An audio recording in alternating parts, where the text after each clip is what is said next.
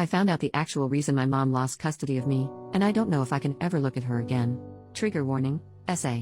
I was removed from my mother's care by DCFS when I was 11 years old due to allegations of SA posed against my stepfather. He was convicted of those crimes, but took a plea deal which meant he'd be out by the time I was 13, and from what I can remember I don't even know that he served those 2 full years anyway. I was his primary victim. I don't remember how old I was when it started, but the earliest he admitted to was when I was 8. I don't know if my mom knew before DCFS got involved or if she found out afterwards, but now I don't think it would have mattered to her if she was aware. After being put into temporary custody of the state while the legal issues were sorted out, eventually I was placed with a relative and her husband, who later adopted me when it was clear my mother wouldn't be giving me back. My adoptive parents put me in therapy, got me the help I needed, did everything they could to make me feel safe again. Something they never prevented me from was speaking to my mother. I was always able to call or text her, and she was always allowed to come visit me, but I could never go and see her. I didn't really question it as a kid. I assumed it was some stipulation the courts made. I believed growing up that the reason my mom hadn't gotten me back was because of neglect, I guess. I assumed that the court thought it was partly her fault that I had been left unattended with that man so often, or that it took someone else noticing I was physically injured for something to be done about it. My adoptive parents never challenged these assumptions I had, and they always told me that they would never stop me from having a relationship with my mom so long as that's what I wanted. Once I turned 18, my mom and I started talking more frequently, but we didn't see each other in person often. I never really thought much of it at first, but as the years went by I started questioning the circumstances of my removal and subsequent adoption. I was confused as to why a woman with no prior issues with the law would have had her child taken from her in such a cut and dry way.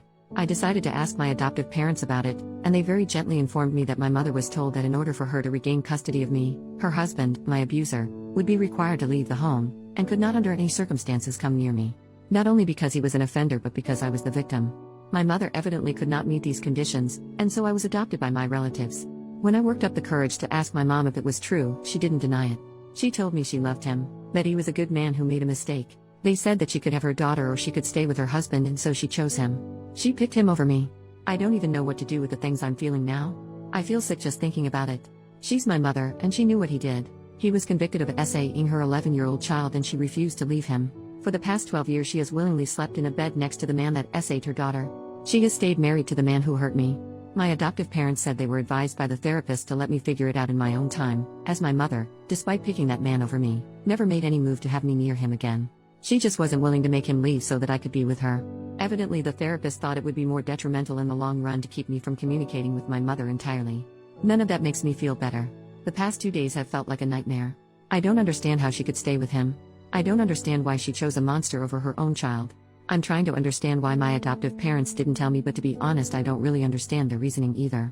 My mom has been texting me, but I haven't answered.